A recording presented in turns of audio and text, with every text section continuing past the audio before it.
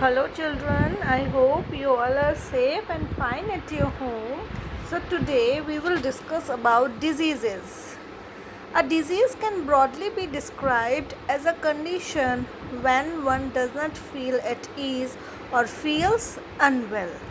This happens due to an organ or organ system of the body not functioning normally, thus affecting the overall well-being.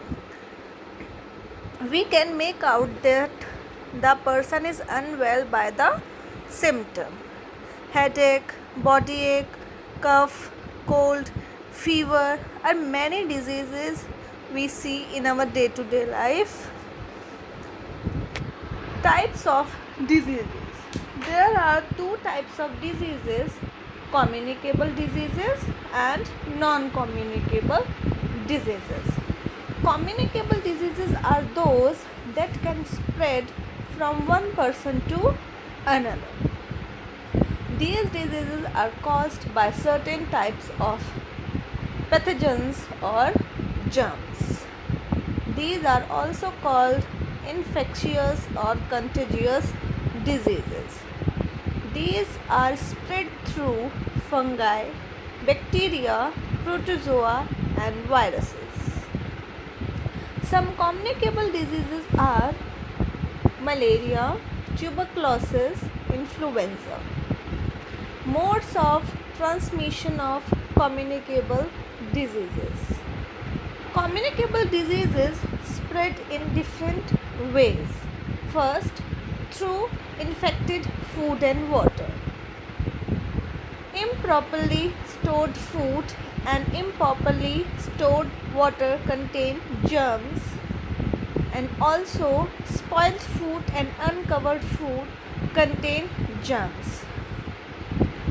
Flies, cockroaches, rats come in the food and eat that food, and the germs get transferred to the healthy food, and the diseases spread by eating infected food or by drinking unclean water are diarrhea, cholera, typhoid, tuberculosis, jaundice, dysentery, and food poisoning.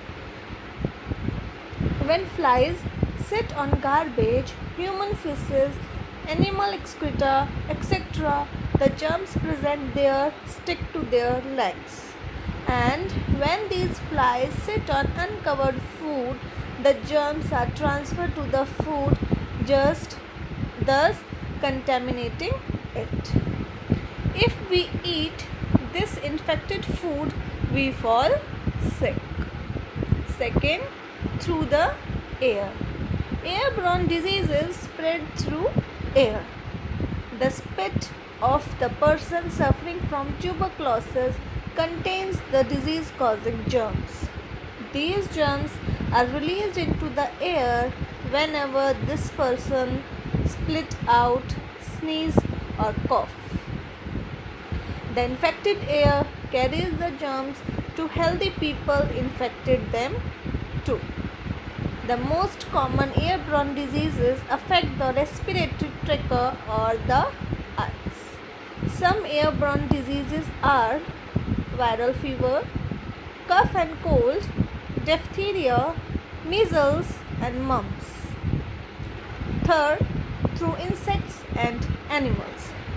Certain diseases are caused because of an animal bite or an insect sting. Mosquito causes malaria, bedbugs causes dengue, lice causes yellow fever, Titus flies causes sleeping sickness, and fleas causes plague.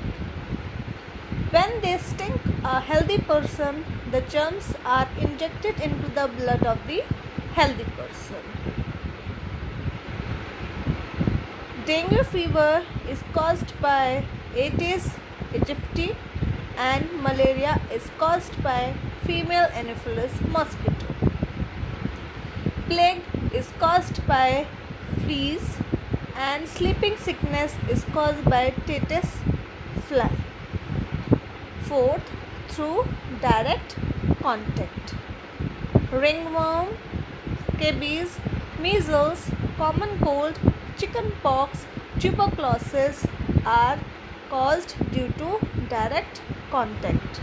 Spread by contact when an infected person. Diseases that spread through direct contact are called contagious diseases. Prevention of communicable diseases. Communicable diseases can be prevented by adopting clean living habits and a healthy lifestyle. The golden rules of health and hygiene are: it is important to follow basic rules of good health and hygiene both at home and in one's immediate surroundings. All drains must be kept covered to keep rodents and insects away. All drains must be kept covered to keep rodents and insects away. Food should be fresh and wholesome and must be cooked in a clean kitchen, while drinking water must be filtered, boiled, and then stored in clean containers. Food should be fresh and wholesome and must be cooked in a clean kitchen while the water is filtered. Toilets and bathroom must be washed daily with a proper disinfectant.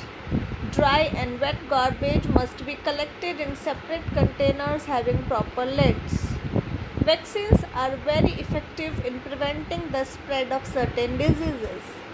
Children are vaccinated at different ages from the time of birth. People who are vaccinated develop resistance against those diseases.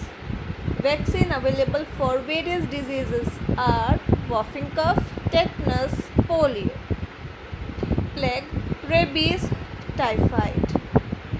In case there is a person suffering from a communicable disease, the patient should immediately be shifted to a separate room and must be given separate articles of daily use to avoid direct contact and thereby spread of diseases. Prescribed diet and medicines must be given to the patient on time. All things used by the patient must be washed separately and must also be properly disinfected. Toilet used by the patient must be washed daily with a disinfectant. That's it for today.